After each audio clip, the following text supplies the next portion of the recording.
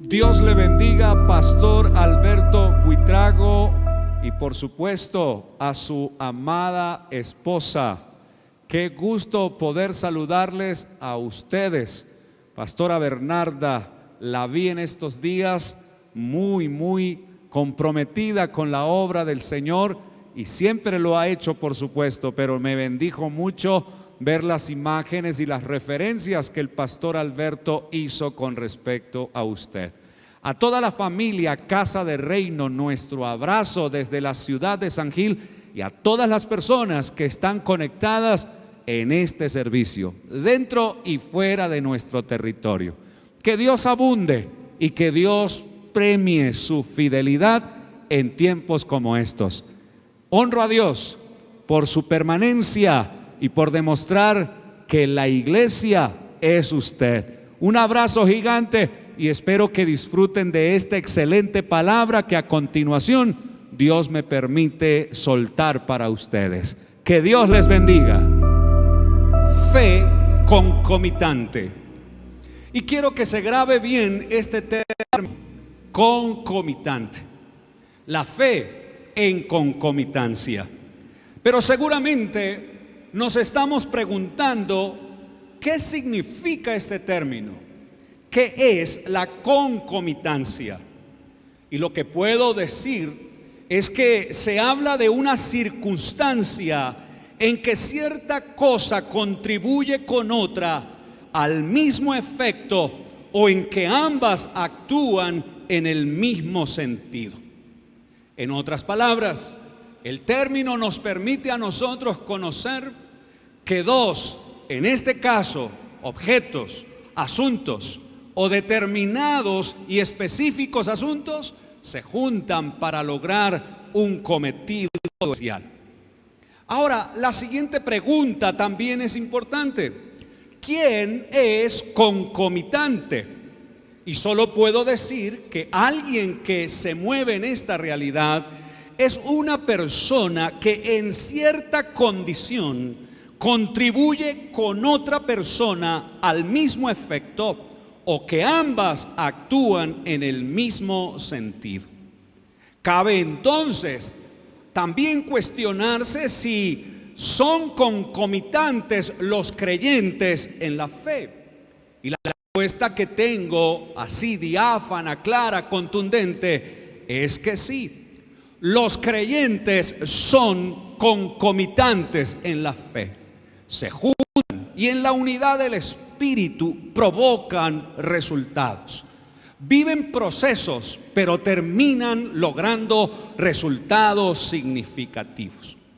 Quiero que me acompañen entonces a mirar lo que estoy tratando de exponer usando la carta a los Hebreos. Hebreos capítulo 11, versículo 1, es muy conocido este pasaje. Sabemos de qué se trata y seguramente lo manejamos a la perfección desde lo que nosotros comprendemos. Sin embargo, también existe un riesgo, y es que uno pueda interpretar este pasaje sin un contexto sólido y se pierda el sentido y la orientación que en ese pasaje referenciado se está denotando. Ahora, es muy importante comprender que el capítulo 11 está amarrado directamente al capítulo 10 de la carta a los Hebreos. En ese capítulo se nos muestra a nosotros las razones que tuvo el escritor para escribir a todos los judíos que se encontraban en la diáspora. Nosotros podemos comprender entonces que Hebreos 11:1 adquiere fuerza por causa del contexto cuando se comprende que el escritor le estaba llevando un mensaje o transmitiendo un mensaje a personas que estaban viviendo situaciones extremas que los estaban presionando para abandonar su fe en Cristo. Además de ser personas presionadas de manera muy intensa por causa del sistema del imperio romano que en ese entonces estaba gobernando y controlando todo. A los creyentes que el escritor les escribe, según Hebreos 10:32, muestra que eran creyentes que estaban combatiendo y estaban padeciendo. También en el versículo 33 nos muestra que estos creyentes estaban sufriendo vituperios y estaban en un contexto de gran tribulación. El versículo 33 también nos muestra que a razón de las medidas que el imperio ejecutaba, todo el contexto social a favor del imperio incidía de manera especial sobre los judíos y los hacían ver como si fueran un espectáculo o motivo de burla o motivo de risa en un tiempo como el que ellos estaban viviendo. El versículo 34 nos muestra a nosotros que fueron personas despojadas, perdieron, por así decir, todo lo que habían alcanzado, todo lo que ellos habían logrado, lo perdieron en un momento, en un instante. Sí, se labró desde esta persecución, por así decirle, acciones que hicieron que estas personas quedaran con sus manos vacías. Pero saben, mis amados hermanos y pastores, ¿qué es lo llamativo? Que en el versículo 38 del capítulo 10 de la carta a los Hebreos claramente destaca que estos creyentes se caracterizaron por no retroceder, se caracterizaron por vivir por fe, se caracterizaron de manera especial por la resistencia, sí, por no opacarse a pesar de las pruebas, a pesar de las dificultades, a pesar de las diferentes tensiones. Ellos se caracterizaron por no retroceder. Lo que quiere decir entonces que algo debió suceder como resultado de ese carácter establecido en esa época. Pues el versículo 39 lo dice: ellos fueron conservados. Y yo doy gloria a Dios, porque la palabra nos enseña que en ese tiempo las personas, por medio de la fe, se mantuvieron en su carácter y vieron la gloria de Dios a través de su fe, a través de sus convicciones.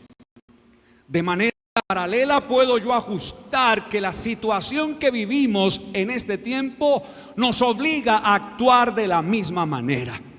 Tú y yo estamos llamados a mantenernos, a no retroceder. Nosotros estamos siendo convocados por el Espíritu de Dios a manifestar nuestro credo, nuestra fe, sustentarnos en el fundamento de ella, y estoy seguro que la conservación será un disfrute que estará de nuestro lado.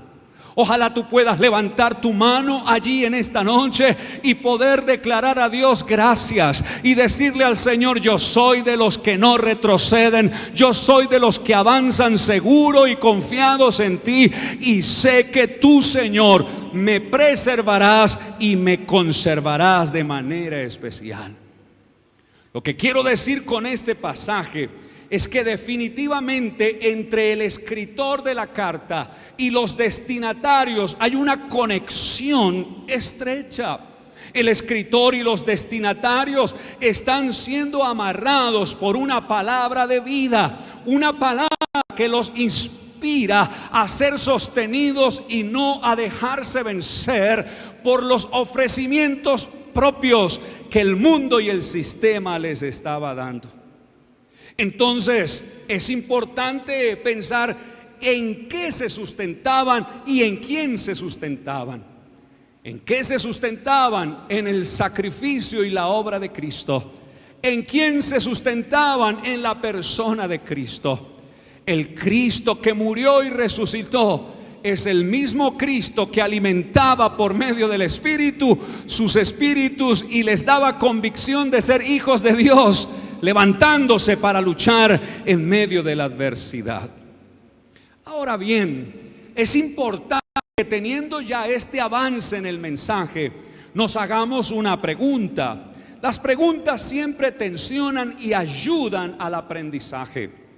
¿Quiénes eran esos destinatarios? ¿O qué de esos destinatarios? Uno se pregunta quiénes eran esas personas a los que les llegó esta carta y posteriormente esta gran verdad de qué es la fe, certeza y convicción. Pues bien, cuando uno analiza esto, uno se da cuenta que en esas personas que recibieron el mensaje del escritor estaban presentes hombres de varias edades, estaban presentes mujeres de varias edades, estaban presentes los jóvenes, estaban presentes los ancianos. En otras palabras, era un mensaje que cubría todas las edades y cubría de manera especial a hombres y a mujeres. Esto es muy importante porque en Hebreos 11:2 suelta el escritor una frase increíble, y esa frase es la siguiente: porque por ella alcanzaron buen testimonio los antiguos. El escritor los conecta a ellos en su presente, y a la par el Espíritu de Dios nos conecta a nosotros en nuestro presente. Si nosotros actuamos como los antiguos, si actuamos como el escritor le está diciendo a las personas de esta época a quienes se les escribe la carta, entonces nosotros podemos estar seguros de que el testimonio delante de Dios será extraordinario y que Dios mismo testificará de nuestra fe. Y que Dios mismo testificará de nuestra confianza en Él, de nuestra seguridad en Él. Por tal razón, en Dios estamos seguros. Por tal razón, en Dios debemos estar confiados y debemos estar conectados profundamente. El tema entonces que estamos trabajando, fe concomitante, apunta ahora en el sentido que acabo de exponer a una fe que se manifestó en los hombres. En esos destinatarios hubo hombres, como en los antiguos hubo hombres que manifestaron la fe, como en el caso de Abraham. Miremos el pasaje bíblico. Dice Hebreos 11, 9 y 10 lo siguiente: por la fe, Abraham habitó como extranjero en la tierra prometida, como en tierra ajena, morando en tiendas con Isaac y Jacob, coherederos de la misma promesa, porque esperaba la ciudad que tiene fundamentos, cuyo arquitecto y constructor es Dios. Notemos bien el pasaje bíblico, está hablando de habitar como extranjero y de ser un hombre de paciencia, que sabía esperar en el trabajo de la fe, sabía esperar los resultados de esa fe que provenía de Dios y que proviene de Dios, por supuesto. Preguntas. La primera que quiero hacer es: ¿qué significa habitar como extranjero en la tierra prometida? Para Abraham, ¿qué significó? Para los destinatarios de la carta, ¿qué significaba? Para nosotros hoy, ¿qué significa habitar como extranjero en la tierra prometida? Bueno, seguramente las respuestas van a fluir. Algunas serán muy espirituales, otras un poco más materiales o terrenales, por supuesto. Pero en este sentido de preguntar, me pregunto también: ¿será acaso que habitar como extranjero en la tierra prometida significaba vivir abstraído de lo que sucede en la tierra? O sea, por el hecho de ser personas de fe, por el hecho de ser personas espirituales, por el hecho de tener el conocimiento espiritual en el conocimiento de Cristo, los creyentes deben desligarse de los acontecimientos que suceden en la tierra. ¿Será que eso es lo correcto?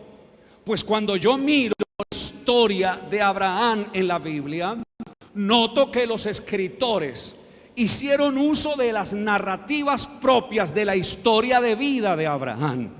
Y yo recuerdo que Abraham tuvo que luchar contra coaliciones de reyes. Yo recuerdo que él tuvo tuvo que luchar para rescatar a su sobrino Lot, que tuvo que aprender a moverse en sentido de la economía, que tuvo que actuar en diferentes situaciones, producto de los momentos difíciles que se vivió en la tierra. ¿Será que el hecho de ser espirituales nos convoca a vivir, desligados de la realidad terrenal? No, lo que yo noto en Abraham es que desde la fe estuvo comprometido y fue una persona resoluta para actuar de manera contundente en las exigencias propias de la vida mientras estuvo en la tierra. El sistema en el que él estuvo viviendo, el sistema bajo el cual él estuvo viviendo, tenía ciertos elementos que son similares a los demás sistemas en las diferentes épocas. ¿Cómo hacer para vivir en la tierra teniendo un concepto tan claro de la eternidad? ¿Cómo hacer para afectar la tierra mientras estamos acá teniendo un concepto claro de la eternidad? Pues bien, nosotros podemos hacer mucho, por supuesto, pero quiero referirme a uno de esos caminos que nosotros debemos recorrer. Como hijos de Dios, estamos sujetos a la constitución del reino. Estamos sujetos a los principios que en esa constitución del reino funciona y pasa. Pero también de otro lado, estamos conectados con una constitución terrenal, donde nosotros sabemos que tenemos derechos y tenemos deberes, que debemos desarrollar una cultura también como la cultura del reino está en nosotros. Y es una cultura constitucional, una cultura quizás política, una cultura que tiene que ver en cómo las personas que están en posiciones de eminencia mueven los recursos y los distribuyen. ¿Qué hacer como iglesia? ¿Qué hacer como creyentes? Pues bueno, se nos ha estado indicando que es muy importante, que es significativo que las personas, las hijas de Dios, los hijos de Dios, lleguen a posiciones de eminencia, por supuesto. Pero debemos también pensar en la educación. Nosotros necesitamos comprender que hay que educar a las nuevas generaciones en este sentido que estamos haciendo. Hasta que Cristo venga, viviremos en la tierra y necesitamos con lujo de detalles, en conocimiento, actuar de manera significativa.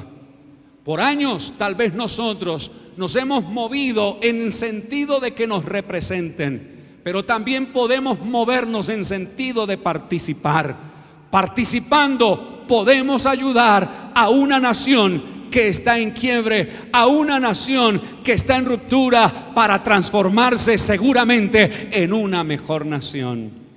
Qué extraordinario lo que la palabra nos muestra. Abraham habitó como extranjero. A los sufrientes judíos de la época en que se escribió esta carta se les está diciendo, y a nosotros se nos dice también en esta noche: tenemos todo para impactar con la ayuda de Dios. Tenemos todo para impactar con la ayuda del Señor. Recuerda algo que es muy importante: en los reinos terrenales, el hombre muere por los reyes, pero en el reino de Dios es el rey el que muere por los hombres. Hay una gran diferencia en esto, porque con Cristo no perdemos, con Cristo avanzamos, y todo el que tenga el conocimiento del Señor no estará ocioso, no tendrá una mirada corta, tendrá una visión amplia en el Señor, y podemos bendecir en gran manera. El mundo está esperando por la manifestación de los hijos de Dios, no solo en la fe, también en la administración de todo recurso que terrenalmente Dios nos está entregando. Ahora, de otro lado, miremos lo que dice Hebreos 11:17. Note bien: por la fe Abraham, cuando fue probado, ofreció a Isaac, el que había recibido las promesas, ofrecía a su unigénito. Y el 19 dice: pensando que Dios es poderoso para levantar aún de entre los muertos, de donde en sentido figurado también lo vio a recibir. Miramos entonces que Abraham, estando en la tierra, tuvo que vivir en condición de prueba. Esas pruebas que ponen en estrecho a las personas, no que lo hacen dudar de Dios, sino que lo hacen trabajar desde Dios para encontrar los caminos de justicia por donde deben transitar. Me llama la atención el pasaje que claramente dice que él, mientras estaba siendo probado, ofrecía. Concomitancia, al mismo tiempo, sincrónicamente. Mientras era probado, ofrecía. Mientras estaba en tensión, ofrecía.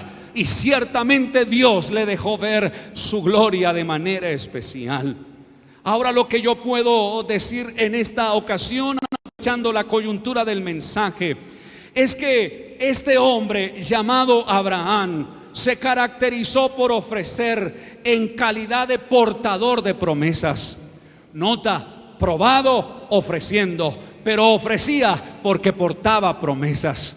Lo que quiere decir que las personas en presión, que ofrecen su vida y sus recursos al Señor, lo hacen sustentados en una gran condición de reino. Las promesas que lo bañan, las promesas que lo guardan, las promesas que lo colocan en ventaja. Recuerdo, mis amados hermanos, lo que sucedió con Pablo y con Silas. ¿Se acuerdan que ellos entonaron un cántico de adoración estando presos? Pues uno muchas veces mira ese pasaje y dice, pues sí, cantaron, y ciertamente Dios hizo un milagro, y alabamos a Dios por esa realidad bíblica que se da a conocer allí. Sin embargo, cuando miramos lo que sucedió unas horas antes, notamos que ellos llegaron a esa tierra precisamente cargados de una asignación. Estaban comprometidos con un trabajo. Lo que yo veo es que los adoradores, Pablo y Silas, estaban adorando bajo un techo, el techo de la asignación. Ah, qué cosa tan impresionante. Debe ser diferente cuando se adora sin ninguna responsabilidad en este sentido, a cómo se adora cuando uno está convencido de que está conectado con una misión del cielo. Seguro que ese canto no solamente rompe las puertas de una cárcel, sino que cambia los aires y transforma todo escenario por el poder del canto, de la adoración, del contenido amarrado a una promesa.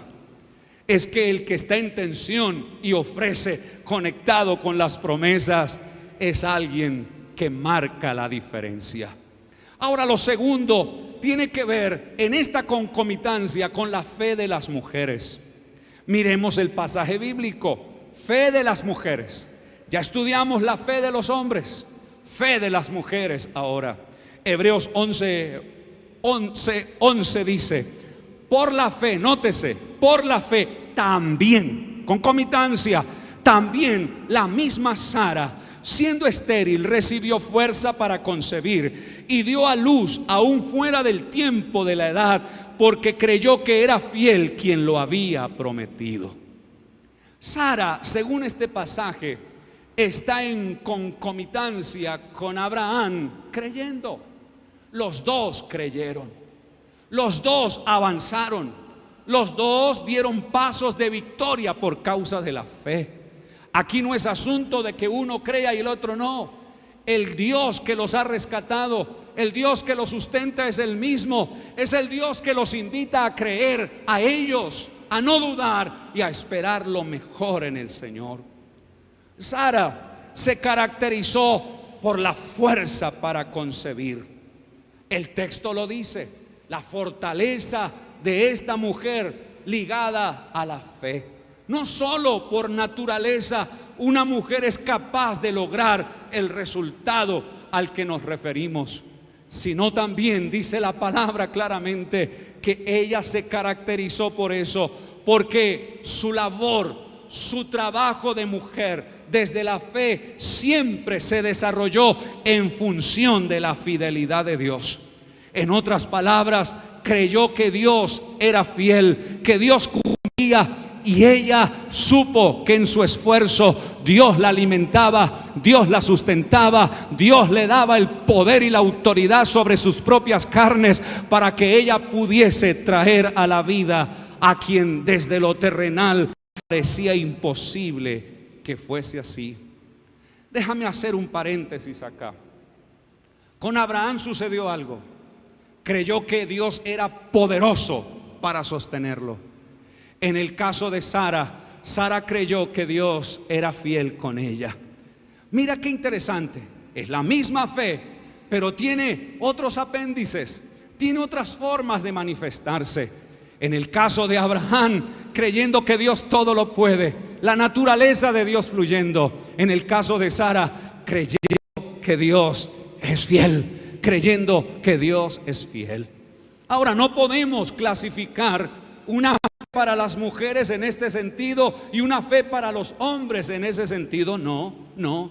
Puede ser que hayan hombres que creen y se manifiestan así, que Dios es fiel, o mujeres que creen que Dios todo lo puede. No importa, lo llamativo es que los dos estuvieron trabajando juntos para el mismo Dios y lograron los resultados más extraordinarios.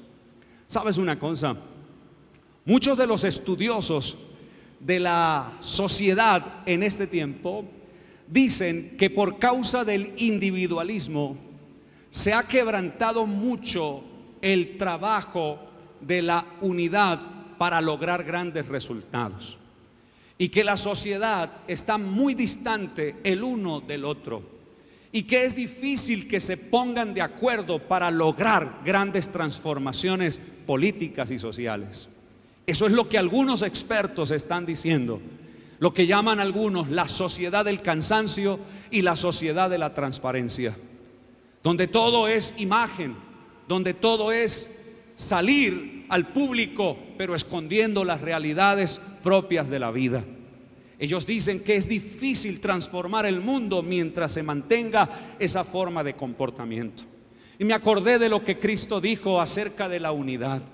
La iglesia tiene un vínculo que sobrepasa todo esto que está viviendo el mundo. Desde la unidad que Cristo nos da, por medio de esta fe, empujamos hacia adelante, empujamos juntos para lograr esos resultados que Dios quiere en el nombre del Señor. Le hablo a los esposos, le hablo a las esposas, le hablo a los hombres, le hablo a las mujeres, le hablo a los jóvenes, le hablo a todas las personas en la iglesia. Vamos con nuestra fe en concomitancia, empujamos todos hacia el mismo lugar de propósito, hacia el mismo sentido y propósito que Dios nos ha entregado.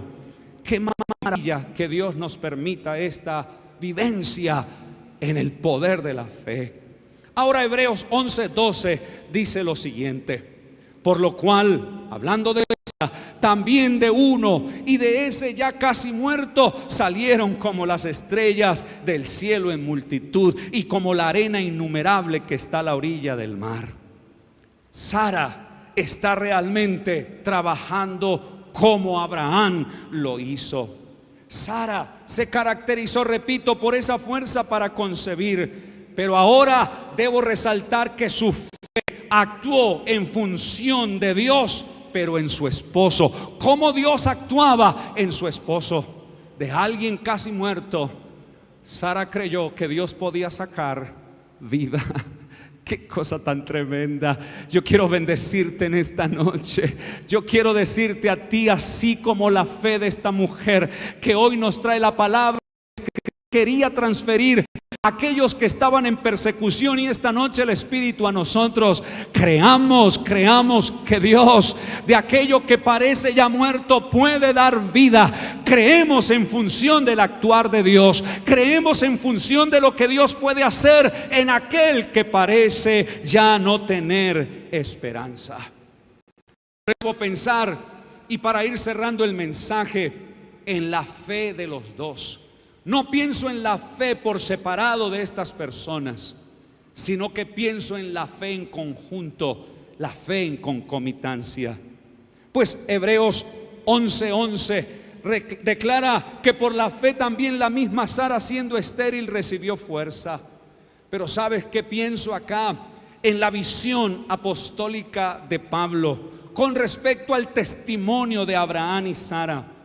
Hasta donde yo sé, se respeta y se considera con suma autoridad toda expresión que el apóstol Pablo libera para la iglesia.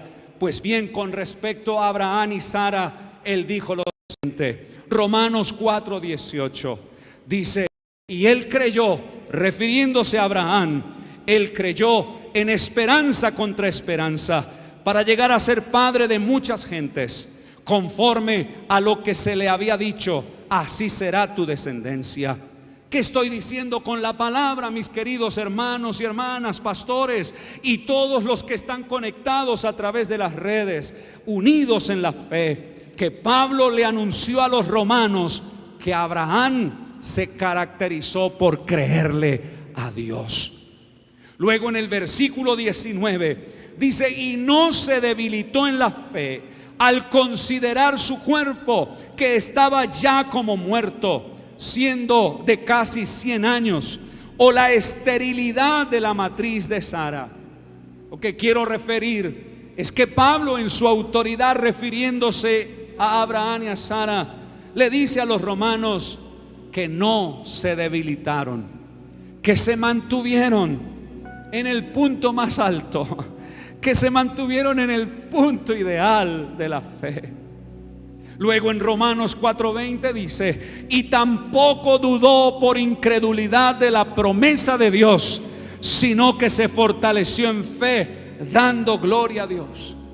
Y una vez más Pablo le anuncia a los romanos que Abraham no dudó en ningún sentido. Qué extraordinario. Creyó. Qué extraordinario que no se debilitó. Qué extraordinario que no dudó.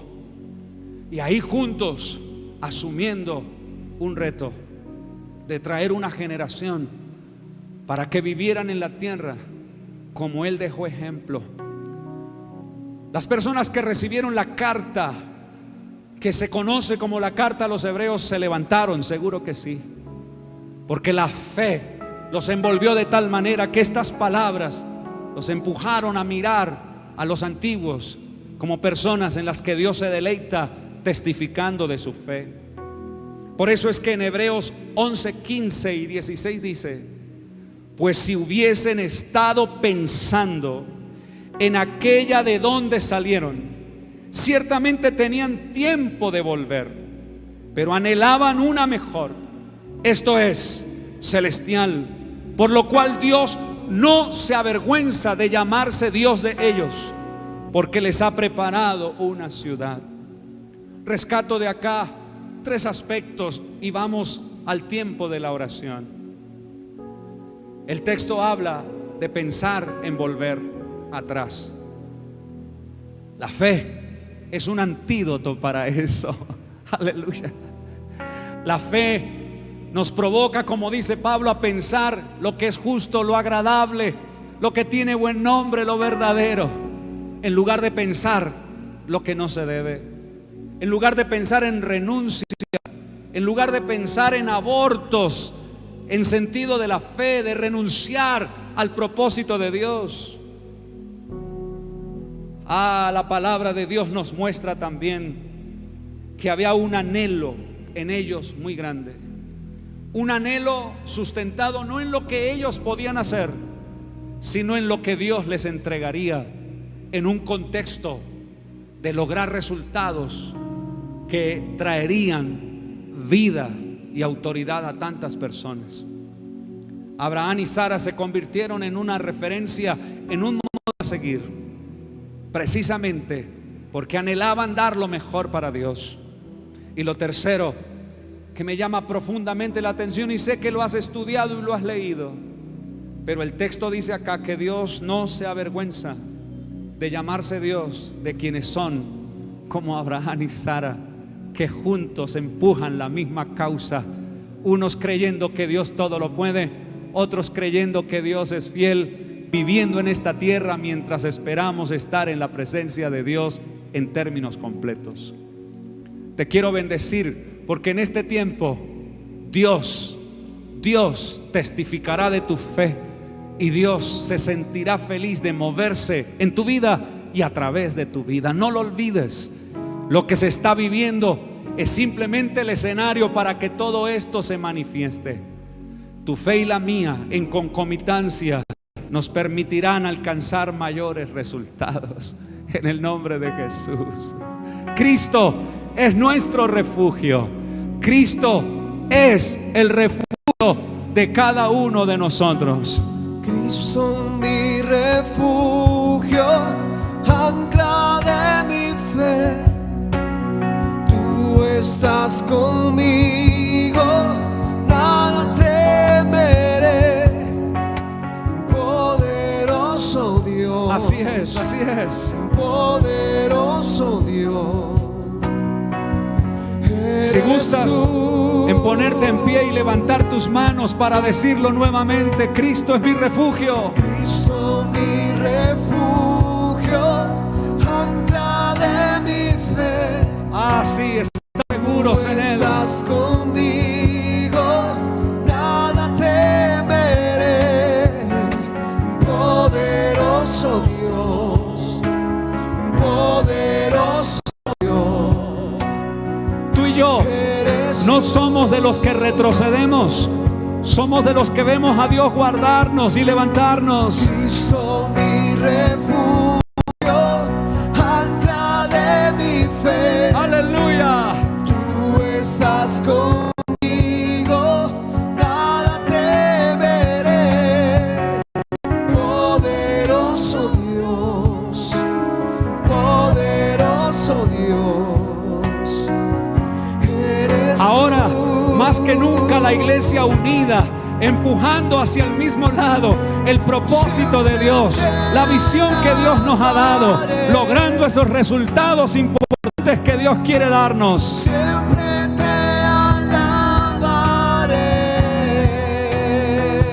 alabaré. Cristo mi refugio, Aleluya. ancla de mi fe. Sí, Señor.